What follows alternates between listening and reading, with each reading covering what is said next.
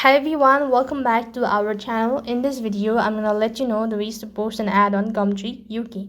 So to post an ad on Gumtree UK, you have to follow these steps. Open up a browser and make sure to type in gumtree.uk.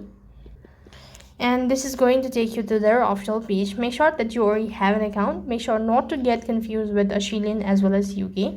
And on this page, you have to go ahead and press on the menu bar and click on manage my ads.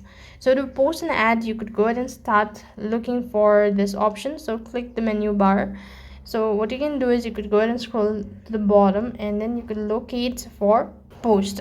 So you could also go with the manage options, or you could also go ahead and select ads, activate ads, and then you could go ahead and start with the click on sell now located right at the bottom, and you could go ahead and post an ad on Gumtree UK.